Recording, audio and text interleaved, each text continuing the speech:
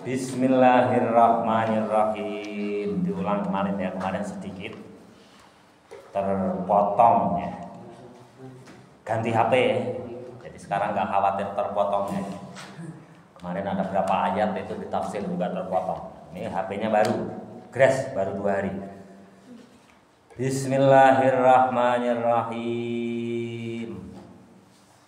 Wayang bagi itu ya, halaman 35. Baris 1, 2, 3, 4, 5, 6, 7. Baris ke-15 dari bawah. Udah ketemu? Wayang bagi. Jadi yang terakhir kemarin itu ya, apa namanya, Imam Muhammad bin Hasan As-Saibani itu ya, karena begadang semalaman ya, mengurai sesuatu masalah, akhirnya ketemu, itu menjelang subuh ketemunya. Lantas beliau berkata, kenikmatan dalam memecahkan suatu ilmu itu kelezatannya tiada bandingnya dibandingkan dengan kelezatan dunia. Sehingga beliau berkata apa? Berkatanya itu, aina abnaul muluk min hadhil ladati. Di mana ya anak para raja, mana kelezatanmu dibandingkan kelezatanku memecahkan suatu masalah, itu tiada bandingnya. Itulah kalau orang senang pada ilmu, itu terakhir itu. Bismillahirrahmanirrahim. Wayang bagi dan seyogianya lito libi ilmi, bagi pencari ilmu kalian murid santri, alayas tagila, hendaknya jangan disibukkan bisain dengan sesuatu akhor yang lain ghairil ilmi, selain ilmu. Jadi kalau santri itu jangan sekali-kali disibukkan hal kesibukan yang lain selain ilmu. Kalian itu harus memikirkan ilmu dan ilmu. Wala yu'ridu, dan janganlah berpaling anil fikhi dari ilmu fikih. Jadi yang paling utama itu ilmu fikih. Makanya di ta'lim muta'alim itu yang disinggung ilmu fikih. Jadi ilmu yang paling utama itu adalah ilmu fikih. Makanya kesepakatan ulama, bagaimana ahli fikih dengan orang yang hafal Quran itu lebih utama mana? Semua ulama, jumhur ulama, yang paling tinggi derajatnya itu ulama ahli fikih. Karena apalagi kalau ahli fikih hafal Quran itu ya luar biasa. Kalau orang hanya sekedar hafal Quran, Abu Jahal juga hafal Quran. Abu Jahal itu dikira nggak hafal Quran ya? Itu juga hafal Quran. Ibnu Muljam yang membunuh Sayyidina Ali juga hafal Quran. Senuk Horogonya ya, yang termutakhir ya. Senuk Horogonya itu orang Belanda, Aceh ya. Daerah Aceh itu tidak bisa masuk penjajah. Lantas Belanda itu mengirimkan orang yang namanya Senuk Horogonya, orang kafir, itu juga bukan orang Islam, hafal Quran juga. Dikiranya yang hafal Quran itu bukan terbatas orang Islam. Orang kafir itu banyak yang hafal Quran. Contoh yang terbaru zaman penjajahan Belanda itu Senuk Horogonya. Orang Belanda dikirimkan ke tanah Rencong, tanah Aceh, karena sulit dimasukkan tentara, sulit dijajah, sulit diadu domba, dimasukkan Senuk Horogonya untuk memata-matai, untuk menjajah daerah Aceh. Abu Jahal itu juga hafal Quran ya. Ibnu Muljam yang membunuh Sayyidina Ali bin Abi Thalib juga hafal Quran. Nah, derajat yang paling tinggi ya hafal Quran, ya ahli fikih, itu derajat yang paling tinggi. Apalagi ditambah hafal ribuan hadis, lebih tinggi lagi. Jadi kalau dibandingkan ya tujuannya nggak ingin membanding-bandingkan. Makanya dalam ta'lim muta'alim yaitu selalu fikih, ilmu fikih, itu ilmu syariat. Sebagaimana Nabi Khidir dengan Nabi Musa ya.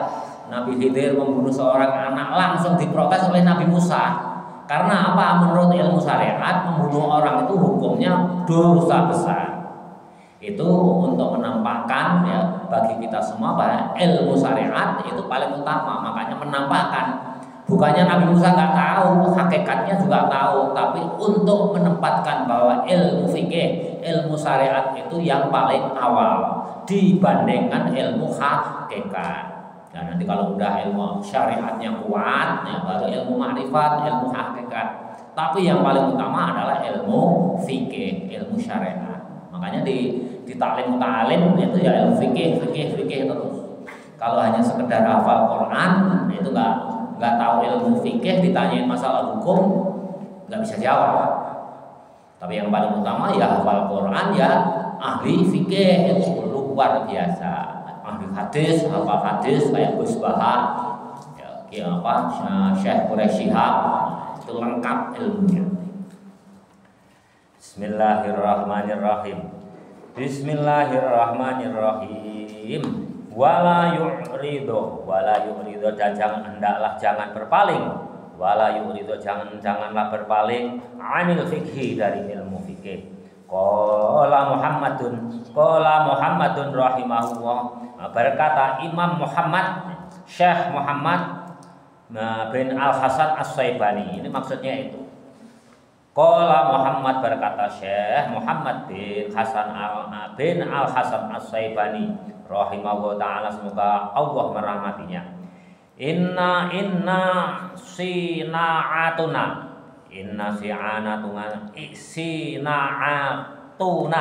sesungguhnya pekerjaan kita, hadihi, ini dalam mencari ilmu, minal mahdi dari ayunan, ilal lahdi, sampai ke liang lahat. Nah, ini kemarin sudah Bapak jelaskan. Jadi mencari ilmu itu dari ayunan ibu begitu lahir sampai nanti ke liang lahat. Makanya ada madhab Ahlus Sunnah wal Jamaah, khususnya di Indonesia ini An-Nahdiyah, itu ada talqin. Orang udah dikuburkan itu ditalqin. Ada 5 talqin itu, man rabbuka, man nabiyuka, man imamuka, man ikhwanuka, ya, man aina kiblatuka, mana kiblatmu. Umumnya ada 5 pertanyaan itu ditalqin. Karena apa? Yang mencari ilmu itu semenjak lahir di ayunan ibu sampai ke liang lahat, itu mencari ilmu, makanya ada talqin. Bismillahirrahmanirrahim. Faman aroda, maka barang siapa menghendaki ayat ruka untuk meninggalkan ilmu kita, hada, ini yakni ilmu fikih, sa'atan, walaupun 1 jam,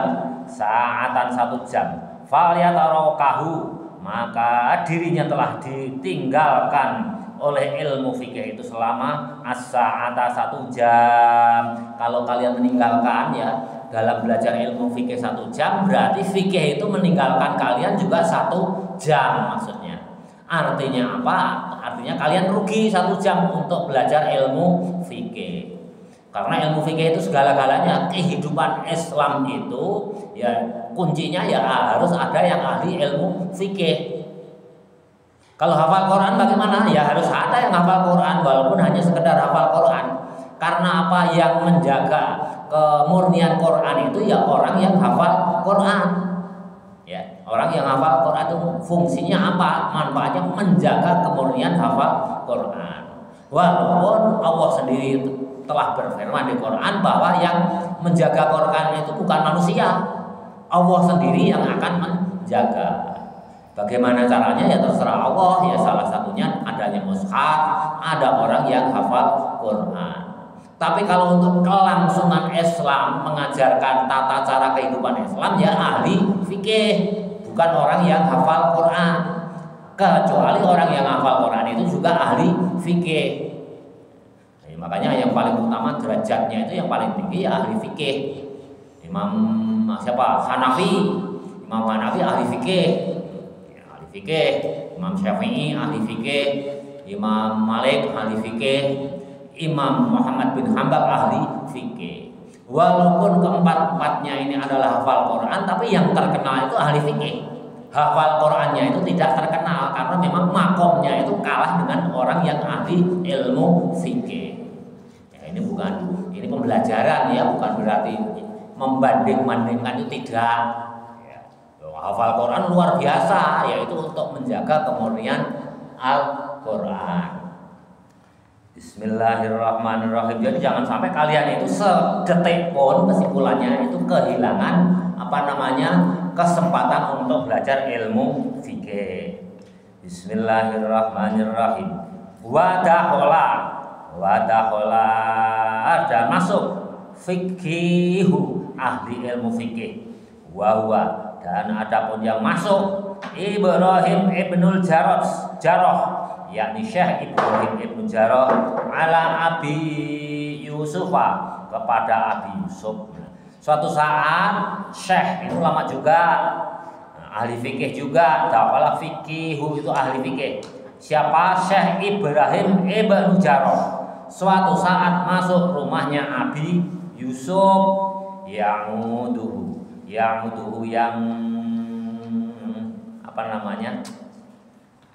menengok kepada Syekh Yusuf fi maradin, dalam keadaan sakit, mautihi, menjelang kematiannya.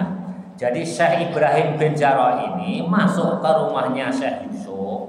Syekh Abi Yusuf kalian ingat nggak?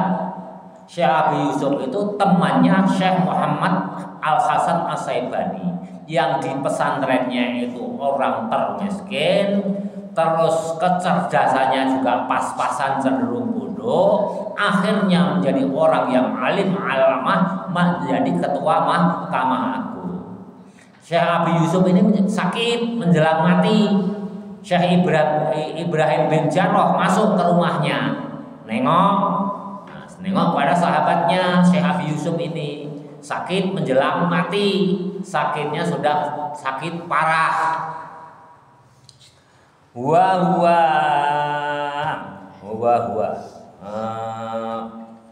fi maradin, di dalam sakitnya, mautihi, menjelang kematiannya.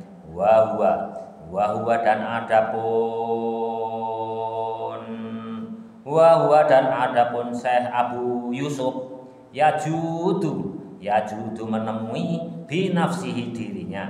Fakola. Nah, begitu Syekh Ibrahim masuk menemui Syekh Abi Yusuf, maka Abu Yusuf berkata, fakola, maka berkata Abu Yusuf, Imam Abu Yusuf, lahu, kepada Syekh Ibrahim, romyal jimari, tentang melempar jumrah. Nah, Syekh Abu Yusuf ini udah mati, udah menjelang kematiannya. Sakitnya sudah parah, menjelang kematiannya, ditengok sahabatnya yang bernama Ibrahim bin Jarrah. Begitu masuk, apa komentar Syekh Abi Yusuf? Nah, Ibrahim, kamu tahu tentang hukum masalah lempar jumrah? Orang menjelang mati udah sakit parah itu, ditengok sahabatnya yang sama-sama ahli fikih, itu tidak mengeluhkan sakitnya, tidak mengeluhkan sakaratil mautnya. Yang ditanyakan masalah fikih, yakni masalah lempar jumroh. Ini menjelang kematiannya, ini masih mencari ilmu. Fakola, maka bertanya Abu Yusuf lahu, kepada Syekh Ibrahim bin Jarrah tadi, romyal jimari, tentang tata cara melempar jumrah, rokiban, yang menaiki kendaraan. Afdhalu, lebih utama mana? Syekh Ibrahim, saya mau tanya ini tentang lempar jumroh. Lebih utama mana? Naik kendaraan atau rojulan, jalan kaki? Lempar jumroh, nanti kalau kalian ditakdirkan haji ya, lempar jumroh. Nah, ini ditanyakan oleh Syekh Abu Yusuf kepada sahabatnya ini. Padahal Syekh Abu Yusuf sakit sudah menjelang kematiannya. Syekh Ibrahim, saya mau tanya, menurut kamu lempar jumroh itu lebih baik jalan kaki atau lebih baik naik kendaraan?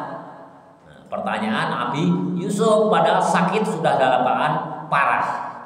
Kalau orang ahli ilmu itu yang diingat selalu ilmu, dia tidak ingat sakitnya, tidak ingat terhadap sakaratul maut, tapi yang diingat tetap ilmu fikih.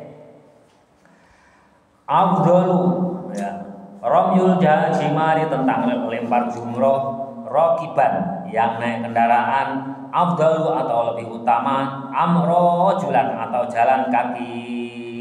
Falam ya'rif maka tidak tahu al jawab, jawabannya. Syekh Ibrahim tidak berani menjawab. Karena apa ya? Kalah alim dibandingkan dengan Syekh Muhammad bin Al Hasan Asy-Syaibani. Kalah alim, wah saya nggak tahu Syekh, Anda lebih alim. Ditanya gitu nggak berani menjawab. Ini tata keramanya ulama dulu itu begitu. Ya sebetulnya beliau juga tahu Syekh Ibrahim Ibnu Jarrah ini, tapi karena kalah alim dibandingkan dengan Syekh Muhammad bin Al Hasan Asy-Syaibani tidak berani menjawab. Silakan jawab Syekh sendiri, saya tidak tahu jawabnya. Fa'ajaba maka menjawab binafsihi diri sendiri Syekh Abi Yusuf. Wahwa dan adapun lempar jumrah tadi ya, lebih utama mana antara jalan kaki dengan naik kendaraan. Wahwa dan adapun Syekh Yusuf an-rum ya bahwasanya melempar jumrah masyian jalan kaki ahabbu lebih dicintai fil awalaini bukan awalina itu fil awalain, karena lempar jumrah itu ada 3 kali, jumrah ula, wusta dan aqobah. Nah dalam hadis nanti dijelaskan, kalau dalam Fathul Qorib nanti dijelaskan ya. Itu jadi lempar jumroh ula sama wusta itu lebih utama jalan kaki, sedangkan lempar jumroh aqobah yang ketiga itu lebih utama naik kendaraan, nanti berdasarkan hadis yang lain. Makanya nama Syekh Abi Yusuf itu menjawab masyian jalan kaki ahabbu lebih dicintai fil awalaini di kedua lempar jumroh. Jadi jalan kaki itu lebih utama waktu melaksanakan jumroh, lempar jumroh ula dan wusta. Wahakada dan yang seperti ini. Sedangkan lempar jumroh aqobah itu lebih utama, yakni menaiki kendaraan. Karena di hadis yang lain disebutkan bahwa waktu lempar jumroh aqobah itu Nabi Muhammad mengendarai mengendarai onta. Itu bab apa itu di Bulughul Maram itu bab najis ya, onta ya, air liurnya onta itu nyakslak di tak-taknya sahabat Nabi yang menuntun onta. Itu sewaktu Nabi Muhammad SAW melakukan lempar jumroh itu tidak najis, bahwa air liur onta itu tidak najis itu ada hadisnya, yakni sewaktu Nabi Muhammad melaksanakan lempar jumroh aqobah. Bismillahirrahmanirrahim. Wahakada dan seperti ini yang bagi seyogyanya lil faqihi bagi ahli fikih, ahli ilmu hukum syariat agama Islam, ayastahilah hendaklah disuguhkan bihi dengan ahli fikih fi jami'i awqatihi di semua waktunya ahli fikih itu disibukkan semuanya untuk mempelajari ilmu fikih. Nah, kalian ilmu santri itu harusnya paling utama ya belajar ilmu fikih, itu diperbanyak. Makanya ada orang ya kalau di pesantrennya Gus Baha itu kan memang dikhususkan pesantren tahfidz Quran, tahfidz Quran. Tapi sebelum tahfidz Quran harus belajar ilmu fikih dulu, biar tahu adab, tata krama ini itu semacamnya, hukum-hukum dalam pelaksanaan rukun Islam itu diajarkan juga. Itu lebih utama dulu, didahulukan. Nah, itu belajar baru menghafalkan Quran. Karena apa? Ya bapak ini kan paman bapak juga guru tahfidz Qurannya. Guru bapak Quran itu juga hafal Quran. Kalau ada santrinya ya yang ngaji di beliau namanya almarhum Kiai Hamdani, itu kalau hanya ngaji menghafalkan Quran itu dimarahin, ditanya kamu sudah belajar sulam safinah belum? Kamu sudah belajar ilmu selang taufik belum? Kalau belum, sana belajar dulu. Jangan kesini, jangan ngaji di saya. Belajar dulu ilmu fikihnya. Nanti baru menghafalkan Quran di tempat saya. Itu dulu guru bapak itu gitu. Ditanya, selalu ditanya, kamu belajar fikih enggak? Jadi kalau hanya sekedar menghafalkan Quran itu dimarah, enggak boleh. Jadi fikih belajar, hafalan Quran juga belajar. Jadi ini sangat luar biasa. Jadi kalian itu santri itu ya waktunya itu ya disibukkan hanya melulu belajar ilmu fikih. Tapi ya jangan dilewatkan. Maksudnya bukan berarti hafalan Quran juga ditinggal. Karena apa? Kalau kalian belajar ilmu fikih, otomatis hafalan Qurannya itu pasti ke bawah. Tapi kalau belajar menghafalkan Quran, belum tentu ilmu fikihnya ke bawah. Ngerti nggak? Kalau kalian belajar ilmu fikih otomatis dituntut untuk menghafalkan Quran. Karena apa? Kalau menjadi imam sholat harus ada hafalan, ya nggak? Kalau hafalannya hanya itu saja nanti makmum juga jenuh, ya pengen yang lain. Sehingga kita dituntut banyak hafalannya. Jadi beda kalau kalian belajar ilmu fikih secara otomatis dituntut untuk banyak hafalan Qur'annya. Tapi kalau di tahfidz khusus Quran belum tentu itu ke bawah itu ilmu fikihnya. Itu banyak sekarang itu rumah-rumah tahfidz itu ilmu fikihnya tidak dipelajari secara detail. Ya hanya sepintas, hanya safinah. Kalau kalian hanya belajar safinah ya, tidak mempelajari bulughul maram nanti naiknya ke fathul qorib, nah, kalian ilmu fikihnya nggak lengkap. Ilmu fikihnya nggak lengkap. Contohnya di safinah kemarin kan bab adzan aja nggak dibahas ya, nggak detail. Nah, nanti di bulughul maram didetailkan di hadis-hadisnya. Bismillahirrahmanirrahim. Jadi seluruh waktunya itu hendaknya dihabiskan untuk belajar ilmu fikih. Ilmu fikih itu apa? Ya termasuk menghafalkan Al-Quran.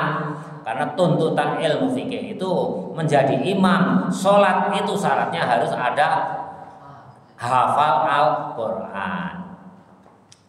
Fahina idin maka ketika yajidu, fahina idin maka tatkalanya yajidu menemukan ladzata, yajidu menemukan ladzata kelezatan azimatan yang besar. Kalau kalian belajar ilmu fikih, kalian menjadi ahli ilmu fikih, itu kalian akan mendapatkan kelezatan yang luar biasa. Ya, kalian jangan khawatir. Ya, makanya ada orang kiai itu kerjaannya hanya ngaji aja kayak wah bapak. Itu nggak pernah kerja, hanya ngajar ngaji selama 24 jam. Dikurangi waktu tidurnya ya. Terus bagaimana ma'isyahnya, ekonominya? Ya kalian itu menjadi khadimun baina yadaihi minas sodaqah. Kalian yang memikirkan santrinya. Jadi kalau kalian punya guru yang nggak kerja, hanya kerjaannya hanya ngajar, ya, kalian santrinya yang memikirkan rizkinya. Ya, khadimatun bainal yadai minas sodaqah. Ya kalian pikirkan murid-murid, santri-santri, orang-orang kaya itu donatur nyumbang, infakkan, berikan hadiah kepada seorang ulama yang kerjaannya hanya ngajar. Artinya apa? Sedekah. Sedekah yang paling utama adalah ke seorang laki-laki yang kerjaannya hanya ngajar ilmu fikih. Kan udah di Ta'lim Ta'alin ya kalau nggak salah. Ada. Itu ada. Ya jadi wah bapak itu kerjaannya hanya ngaji. Dikurangi waktu tidur, selebihnya hanya ngaji, dia nggak pernah kerja. Nah, masalah ekonominya yang memikirkan ya santrinya, jadi fair ya, fair. Bismillahirrahmanirrahim. Kalau ahli fikih itu ya lezat ya, kayak bapak itu menikmati. Wakilah dan dikatakan ru'ya dalam mimpinya Muhammad. Dalam mimpinya dimimpikan Imam Muhammad fil manami dalam tidurnya ba'da wafatihi setelah wafatnya Imam Muhammad. Jadi ini muridnya atau temannya ya, muridnya Imam Muhammad atau sahabatnya Imam Muhammad itu mimpi setelah Imam Muhammad bin Al-Hasan Asy-Syaibani meninggal, ada sahabatnya atau muridnya itu memimpikan tentang Imam Muhammad bin Al-Hasan tadi. Ba'da wafatihi. Jadi ceritanya Imam Muhammad bin Al-Hasan Asy-Syaibani ini meninggal, mati, ada yang bermimpi. Fakila maka berkata ya, entah sahabatnya, entah temannya, ya pokoknya muridnya lah. Karena zaman waktu itu yang segenerasi itu ya paling alim ya Imam Muhammad bin Al-Hasan Asy-Syaibani, nggak ada tandingannya. Yang menandingi hanya Imam Syafi'i. Ya, itu tentu bukan selain orang Imam Syafi'i. Ya, fakila maka bertanya dalam mimpinya muridnya Imam Ahmad Muhammad tadi Al-Hasan Asy-Syaibani ini bertanya pada gurunya, lahu kepada Syekh Muhammad bin Hasan Asy-Syaibani, kunta bihalin kaifa kunta, bagaimana keadaanmu ya Syekh? Ya, Syekh, keadaanmu bagaimana setelah mati? Fi halin, di ini keadaan, artinya apa? Setelah mati tadi, fi halin, di dalam keadaan an-nazai, waktu dicabut nyawamu. Nah, ditanya Syekh Muhammad Al-Hasan Asy-Syaibani udah mati dalam kubur, muridnya mimpi ketemu beliau, tanya, Syekh, gimana keadaannya waktu nyawamu itu dicabut oleh malaikat Israel? Ulama dulu itu walaupun gurunya udah meninggal, muridnya bisa tanya, masih bisa tanyanya bagaimana? Melalui mimpi. Kamu boleh percaya, boleh tidak. Tapi kalau tidak percaya kebangetan, karena ada di hadis Nabi, kalau kamu ketemu dengan diriku, itu hakikatnya kamu itu betul-betul ketemu dengan diriku. Itu kata Nabi. Sedangkan Nabi warisannya para ulama. Kalau ulama yang mimpi, berarti kalian wajib percaya. Tentunya ulama yang bisa dipercaya ya, jangan kayak orang seperti Bapak. Nah, kalau seperti Bapak kan nggak bisa dipercaya. Tapi kalau sekelas Muhammad bin Hasan Asy-Syaibani, kalian wajib percaya itu bahwa hal itu terjadi. Al ulama warasatul anbiya. Ini murid, ya, gurunya udah mati, ditanya, Syekh, gimana rasanya waktu dicabut nyawa? Nah, tanya kepada gurunya. Fakola, maka dijawab gurunya. Antik ya. Gurunya udah mati masih bisa menjawab melalui mimpi. Fakola, maka menjawab Syekh Abi Yusuf, kuntu keadaanku muta'amilan, kuntu keadaanku waktu dicabut nyawa ya oleh malaikat Israel, muta'amilan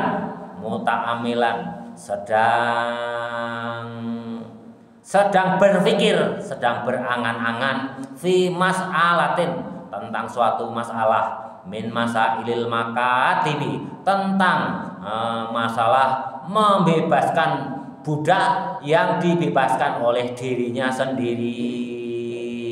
Nah, luar biasa ya, orang mau dicabut nyawanya aja nggak konsentrasi menghadapi dicabut nyawanya oleh malaikat Israel. Syekh Abi Yusuf ini sewaktu nyawanya dicabut oleh malaikat Israel itu masih sempat memikirkan tentang masalah yang berat. Apa itu? Yakni seorang budak yang ingin dimerdekakan oleh dirinya sendiri. Ngerti nggak? Ada seorang budak, ini tuan, dulu kan ada perbudakan ya. Kalau dia mau diperbudakan, dibebaskan itu kan biasanya dibeli, lantas dimerdekakan. Nah ini yang memerdekakan itu oleh dirinya sendiri. Ya tuanku, diriku ini seorang budak, saya ingin membeli budak itu oleh diriku sendiri dengan cara dicicil. Nanti kalau udah lunas sehingga merdeka, bebas, lepas dari tuannya, itu dibebaskan oleh dirinya sendiri. Itulah keadaan Syekh Muhammad bin Hasan Asy-Syaibani. Nyawanya proses dicabut dalam sakaratul maut aja, tidak merasakan apa-apa. Bahkan beliau itu memikirkan tentang perbudakan yang akan ditebus oleh dirinya sendiri. Ini wawasannya, kalian boleh percaya, boleh tidak, karena ini dalam mimpinya muridnya Imam Syekh Muhammad bin Al-Hasan Asy-Syaibani. Tapi kalau kalian nggak percaya, menurut Bapak dosa besar. Karena apa? Kalian nggak percaya kepada sekelas ulama Syekh Muhammad Hasan Asy-Syaibani dan muridnya. Sedangkan Nabi mengatakan kalau kalian melihat ketemu diriku berarti itu benar terjadi. Nah, sedangkan Nabi itu warisannya, ulama itu warisannya para nabi. Ya kalau nggak ketemu dengan Nabi ya ketemu dengan sahabatnya, nggak ke sahabatnya ya ulamanya. Ya, itu berarti tergantung ulamanya yang ngomong. Jangan sembarang ulama kalian percaya, jangan, nggak boleh. Diteliti dulu. Kalau hanya sekelas bapak, anggap aja itu radio butut. Tapi kalau sekelas Imam Syafi'i, sekelas Imam Ahmad bin Hambal, sekelas Syekh Abdul Qadir Al-Jilani, ya kalian wajib percaya. Kalau nggak percaya ya kebangetan, nah gitu. Kebangetan. Ini tuh. Saya lagi memikirkan waktu itu tentang perbudakan. Padahal malaikat Israel sedang mencabut nyawanya. Bismillahirrahmanirrahim. Falam asy'ar, maka tidak terasa bihurujir ruhi dengan keluarnya rohku. Saking beliau memikirkan tentang perbudakan. Terus bagaimana dengan kaitannya dengan hadis Nabi? Ya, Nabi kan dalam hadisnya apa? Ya Fatimah, tolong ambilkan air minum ke dalam gelas. Ini menjelang beliau akan ila rafiqil a'la, akan wafat Nabi. Nah, itu syakaratul maut. Nabi Muhammad itu merasakan sakitnya di pembuluh darahnya pecah karena pengaruh dulu sewaktu di sumur Ja'ronah itu Nabi pernah diracun oleh seorang perempuan. Sehingga kambuh ya, jalan mau meninggal ya kambuh, sehingga mempengaruhi kepada pembuluh darahnya, sehingga panas sekali menyuruh kepada Fatimah, anakku tolong ambilkan air putih dalam gelas. Fatimah lantas mengambilkan air putih dalam gelas, disodorkan kepada Nabi. Nabi berdoa, tangannya dimasukkan ke dalam gelas yang ada airnya, lantas diusapkan ke mukanya dan seluruh badannya untuk meringankan syakaratul mautnya. Nah, ini kan Nabi sakit, sedangkan Syekh Muhammad bin Hasan Asy-Syaibani ini nggak sakit, alangkah nikmatnya dicabut nyawanya. Berarti Allah lebih sayang kepada Nabi. Ya, kalau ada orang-orang yang nggak bertanggung jawab gitu, justru ditampakkan oleh Allah syakaratul maut itu macam-macam. Ya, kepada Syekh Muhammad bin Hasan Asy-Syaibani itu nggak terasa, tapi kepada Nabi Muhammad mencontohkan dengan contoh dirinya sendiri ini loh, bahwa syakaratul maut itu sakit, ya, nggak enak, nggak nyaman. Nah, dicontohkan, yang mencontohkan siapa? Nabi sendiri, diriku, tidak mencontohkan kepada orang lain. Karena apa? Karena untuk mengangkat harkat martabat orang lain. Karena syakaratul maut itu macam-macam penampakannya.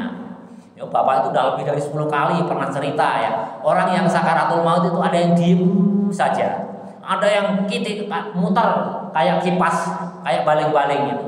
Dikasih selimut, nggak boleh itu ditendang.